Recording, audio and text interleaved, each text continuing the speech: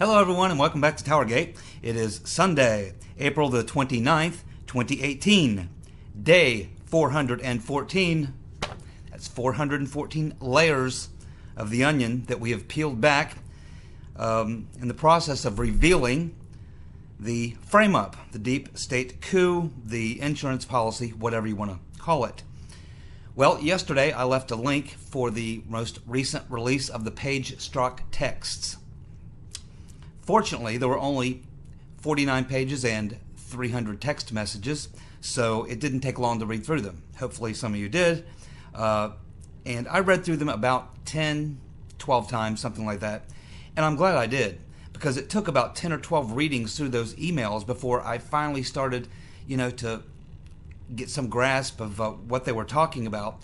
I was also starting to look at the dates that the conversations happened and what events were happening. I did, some searches on some things and wrote down some dates, and I was, revealed some things that gave me a different insight into what was actually going on. And then I was able to think about it the way it probably was happening for them and their inner circle, which is we're getting everything through these texts in real time. These are real events happening in their lives right now. We know from the texts that they weren't sleeping very much, that they were totally committed, like working for hours and hours, going home, taking a shower, eating, of course, because they did a lot of eating, a lot of going to lunch, a lot of eating, and no sleeping. These people were committed. And this is one thing we learn in these texts and looking at the dates and the events that are transpiring. Unfortunately, there is a lot of missing stuff, and we'll get into that in a moment. But anyway, I'm glad I did read it that many times, because I started to get a much better grasp of what the first few readings, it just didn't make sense. There's too many redactions, too much stuff missing, gaps, and you can look at the dates and see there's things missing. So there should be a lot more, many more texts, and I think we have an idea where, or other communications, not necessarily texts, but there may have been other communications, and that is also evidence of that in those texts. Now, the first text that we got before were primarily from Lisa Page. These texts are obviously from Peter's Been Stroking Us. And here we get to see exactly how Peter was been stroking us, and a few other people as well. He was a stroker. So anyway, moving forward, here's a couple of things that we learned from these texts, just in a general reading. We need much more. First of all, we need to see the unredacted. We're not going to see them, but Devin Nunes investigators and other people, I'm sure, will get to see these unredacted, and then they'll get the names that we can't get. But some of these you can almost guess, but there's a lot of them. I want to know who these people are, because if it's anyone inside the Obama administration, a Lynch, certainly any Comey, Ben Rhodes, or any of these other people, that changes the equation. These names are blacked out. So the unredacted version, and I'm sure that that's exactly what Nunes investigators are doing right now, burning the midnight oil. They've probably got 5 or 10 people doing nothing but matching up dates with, these texts to get the right context. And then they're probably figuring out that there's some other conversations, other communications somewhere. And they will probably get them, be my guess. So here's some things that we learned right off the top. We learned that Page and Strzok were using joint Gmail account as a Dropbox. They were always telling each other in these texts to clear the Gmail. This is a common tactic of terrorists. That's how Peter's Been Stroking Us knows about it. He's in counterintelligence, number 2 man. So he knows about this tactic of terrorists using these Dropboxes, a joint Gmail account. So this is probably one way that they were communicating, and we learned that in these texts. I'm sure Mr. Horowitz and his people certainly Nunes and his investigators will be looking right into that. Remember, we're being told that now that Lisa Page and Peter Strzok are now cooperating. That's what we're led to believe at this point. So that means if they're cooperating, then both of them know what the username and password was for this particular account. And even though it's been deleted, they can get that information.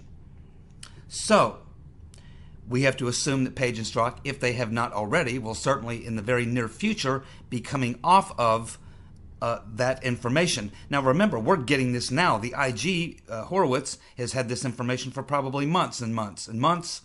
And so we'll see what we learn in the IG report that comes out of this little deal here, because this tells us a lot. It tells us they did have another form of communication besides using just their texts. They were using an email as well. And we also know about that secret society from the other texts. And we can assume that there were probably in-person meetings as well as electronic communications. Let's move on to the next thing. Priestep telling Strzok that he was too much of a busybody and had his fingers in everything. We can see as we look through these texts, after about 10 readings, you can see it. This conflict that's going on all the time between these various people within the inner circle of Strzok and Page, which Bill Priestep is a primary. A lot of their conversations are about Bill. Bill is involved in everything. So, and this is obviously who Ben Strokenis answered to. That was his boss. And so, that's why we hear so much about Bill Priestep in these texts.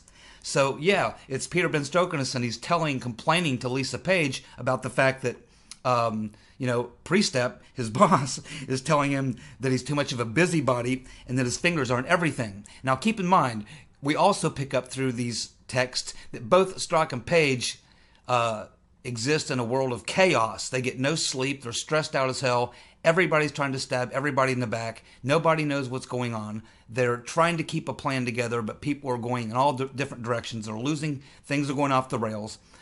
They have this relationship going on in the meantime where they're having lovers' quarrels. They're constantly consumed with having lunch and meetings and having lunch, then having lunch and having meetings, then probably, more texts. So I don't know what they were doing all day besides eating lunch, planning meetings, planning eating lunch, planning meetings, texting back and forth, having lovers' quarrels, and trying to figure out a way to frame Trump. That's primarily seemed to have been what they were spending a lot of their time on. So, Priestep telling Peter's been stroking us, you're a busybody. You got your fingers in too many things. That's good. Next up, Mueller did not select his team. You like that one? Mueller did not select his team of Hillary Clinton posse. Donors. No, he didn't. Not according to the text. They tell us something much different. They tell us that it was the small group that selected Mueller.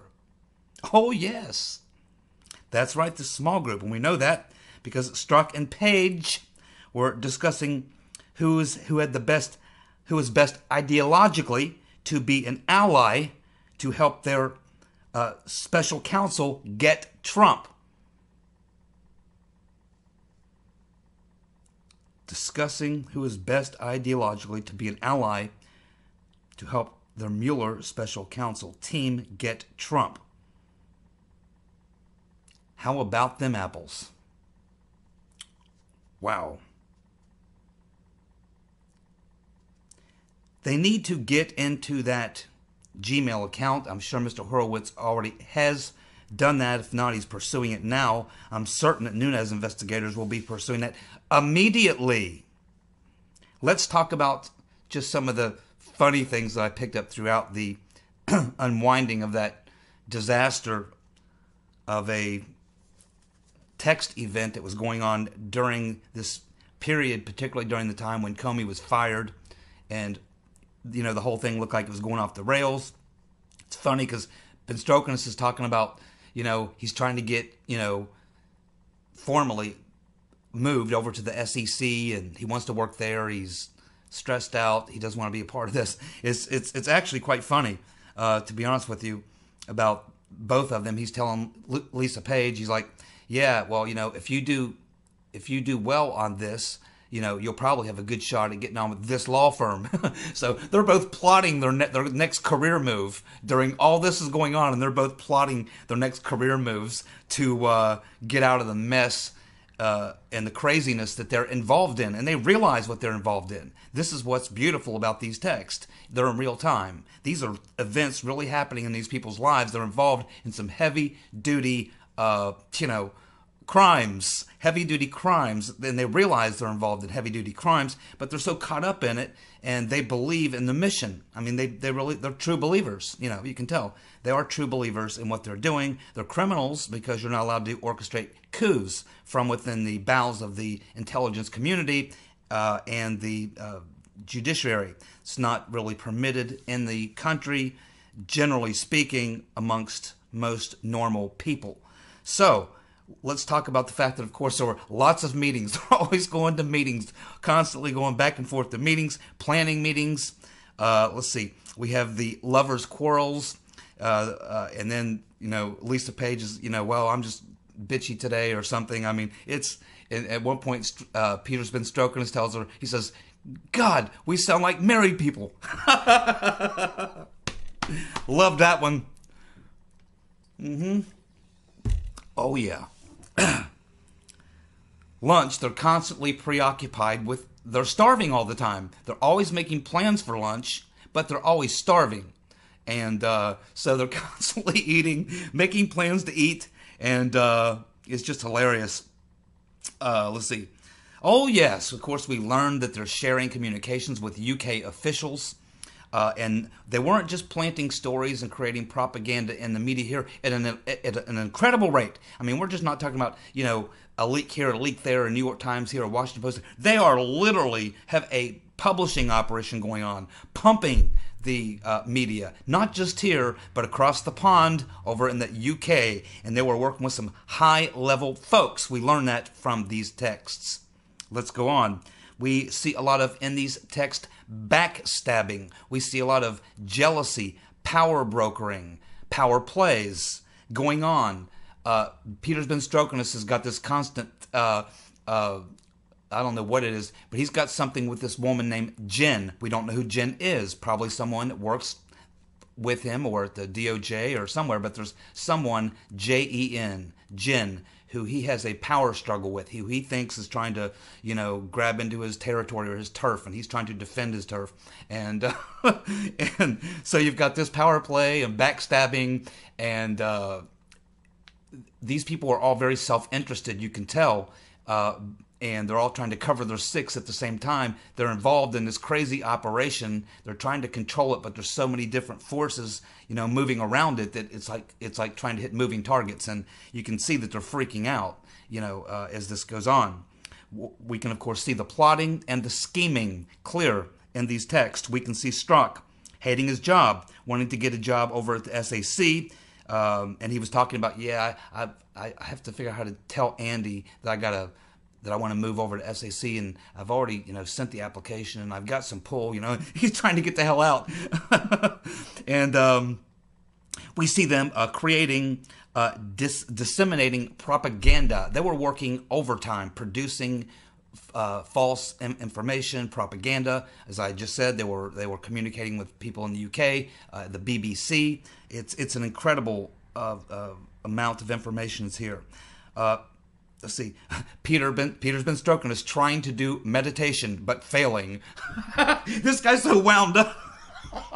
This guy's so wound up and so uptight and so freaked out that he's trying to do meditation to try to get himself under control. But he fails at his meditation, and of course Lisa Page gives him some tips on how to overcome that issue. Let's see. We have, and he talks about incompetence and incompetence, so that's pretty funny. When he talks about the situation going around him, he's surrounded by incompetent people, and he's surrounded by incompetence. So it's hilarious. all this is going on around him, he's trying to get the hell out along with Page, while at the same time they're working on the deep state coup. They're watching CNN, reading the New York Times, reading the Post, reading the Wall Street Journal, reading and looking at not so much websites, but newspapers, online sites, and monitoring TV, CNN primarily, because I guess CNN was their direct feed. I mean, they must have been just all day long just sending stuff to CNN constantly. It was like I said, like a publishing house going on there at Counterintelligence under Peter Strzok and Bill Priestep, quite honestly. Let's see. Oh, yeah, collaborating with the media. Obvious collaboration with the media. I mean, overwhelming evidence. Let's see. Let's see.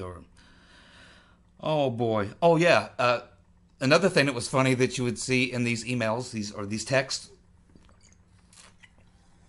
is that some of these texts are forwarded.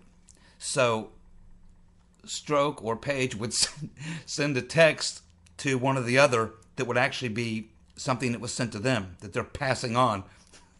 And what they're passing on is showing someone else stabbing them in the back.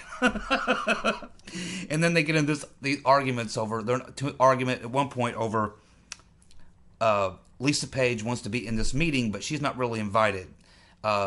Peter Strzok at one point attends a meeting that she's not in, and she feels left out, and they get into a spat over that. Then, because they got in a spat over that, there's another meeting she wants to be involved in, and he's talking about how, well, I'll just kind of pretend that I don't know that you're supposed to be here. I'm just going to play it off and just, it's Lisa showed up. Oh, hi, how you doing, Lisa? Good to see you, Peter. I'm sure you've heard of me, Peter Strzok. So anyway, they're trying to play it off, right? Of how they're going to play it off, how she's going to get into this meeting without him actually, bringing her. So he's trying to wiggle between that. It's just hilarious almost. It's almost like, you see all this playing out. But now I want to go directly to some of these texts and give you, it's hard. If some of you have read those, it's hard because there's a lot of redactions and stuff like that. But I'll try to take these bits and pieces and show you what I think is going on. So keep in mind, this thing is 49 pages, 300 texts, lots of redactions, mostly names. Names mostly redacted. If it's first and last, they seem to be okay with first names. But I guess if it's a last name there, it gets blacked out. Of course, they use lots of shorthand, and again, a lot of this is totally out of context. So you have to read it a bunch of times and then compare it to dates and events that were happening to try to understand what they're reacting to.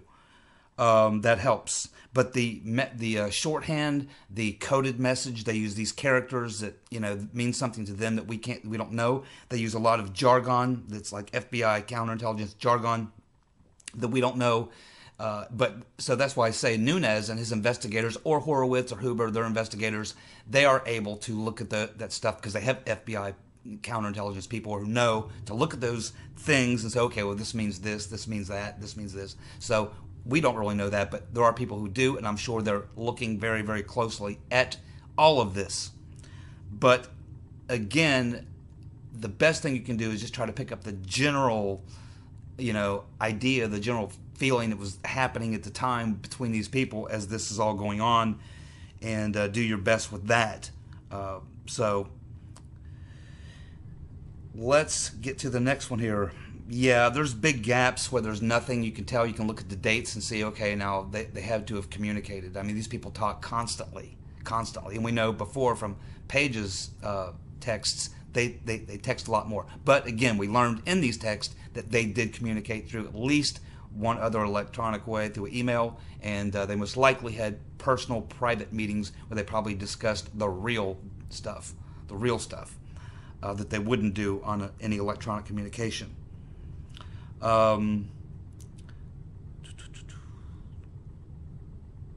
Yeah, obviously the day of Comey's firing and the 2 or 3 days after that, there was some great emails after that. You can clearly see that they were in mourning, literally after Comey's firing, literally in mourning. So they didn't take it very well, but it's just a lot of drama. But let's go through some specific text with the remaining 10 minutes or so And this will give you some idea how I formed that opinion of what was happening, which was mostly a lot of lunch, going to lunch, planning lunch. There was quite a bit of quarreling. There was quite a bit of backstabbing, power plays, quite a bit of framing going on, quite a bit of publishing of material that was being sent to media organizations, including into the UK, the BBC, collaborating with a foreign government, the UK. I love you, my friends over in the UK. Hey, did you know that you were participants in our 2016 election? Thank you very much. Not sure whose side you were on, but welcome to the 2016 election. I'm sure we all enjoyed it very much. We enjoyed your Brexit election. That was great. Hopefully they'll actually implement Brexit. But anyway, let's move on to some of these texts. December the 16th of 2016. This is Peter Ben Strokinus to Lisa Page. He's saying, talked with, blacked out. There is no way he goes to London and doesn't come up. There is no way he goes to London and doesn't come up. And so he says he talked with someone whose name is blacked out. So Nunes committee can look at this in a skiff, and they will, and they'll get all those names that are blacked out. And eventually we'll find out who he talked with. This tells us that someone was going to be going to London. And that if he's going to London, this certain other individual would certainly show up. Or something to that degree. But anyway, this is very interesting because it gives us a connection that they actually had people physically going to London and engaging someone there about this counterintelligence operation, which was framing Trump, that they were working on. So we have lots of conversations about Bill and Andy. Remember, these texts are from Peter Ben Strokinus. His boss is Bill Priestap. And Andy McCabe is obviously the number 2 man at the FBI who's running this, kind of overseeing this counterintelligence operation. So you see a lot of conversations about Bill and Andy and a lot of meetings between Peter Ben Strokinus, Bill Priestap, a lot of meetings between those two and other people, Rybicki occasionally, McCabe, a lot of phone communication, but meetings as well. But it's also, you get this person, Jen, who is a sort of an antagonist for Peter Ben Strokinus. He's obviously in some sort of competition with her and this and that type of thing. But anyway, it's interesting that we see how deeply involved Bill Priestap is, or was, or however you want to look at that, because he's now, we're told, cooperating. If he's cooperating, he knows everything. I mean, everything, because he was, he was Peter Ben Strokinus' boss, and we can see from these texts that everything went through him, and that there were a lot of meetings with Priestap, a lot of conversations. I mean, so that's evident in these texts. January 23rd, 2017, Peter Ben Strokinus says, I reminded John about how I told Bill and the entire group that we should wait 30 to 60 days after the inauguration to change how we were managing this stuff.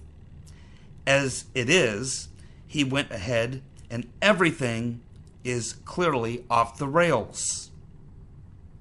And then he's talking about, it's basically chaos and confusion is what it seems like is going on. So apparently, Peter Ben Strokinus, they're realizing at this point in this group of individuals who were meeting together, which would include John, Peter Ben Strokinus, and other people, and Bill Priestap was not there. That's what he's saying in this text, is he's telling Priestap about this meeting. And Ben Strokinus is saying, hey, boss, Bill Priestap, I was in this meeting with these 4 or 5 characters, and we're trying to manage this thing, but now it's going off the rails. I had a plan. I had a 30, 60-day plan, but now it's a mess because of these individuals going off on their own and doing their own thing. So this is basically what's happening in that conversation. Then January 27, 2017, it begins. This is from Strzok to Page, and he sends her a text, and he's got "it begins," and then links to two New York Times stories. One is called Russians charged with treason, worked in office linked to election hacking. So this almost suggests that they were involved, if not writing the story, and certainly providing the leaked intelligence, true or false, linked to the story. So clearly they're involved in the something with these two news stories. And again, it's the New York Times. And remember, that's January 27th. That's just 7 days after Inauguration Day. And you can see that the operation is going full steam ahead. This is this shows you that this is the frame up of his post presidency. These other things, some of these other things, but all these things were happening, as you can see, beginning back in December and going through May. But they were going on before that. We know that because we had the Pages text. So these things have been going on for a very, very long time. They're very deep into the plot at this point. Trump's won the election. He's now been inaugurated. It's a week later. And here, a week later, we get this text, "It begins," from Strzok to Page, links to two stories. So again, this is solid evidence that they were producing the news, literally producing the news over at CNN, the New York Times, and some of the drivers of news that you see every day. Headline news. They were driving it, creating it. Unbelievable. February 4th, 2017. Nothing like a 4 a.m. email that British blank needs to talk urgently. So here you have, they're in a conversation, and this, I believe, is Peter's been stroking us, saying, there's nothing like a 4 a.m. call from this British person. The name is blacked out.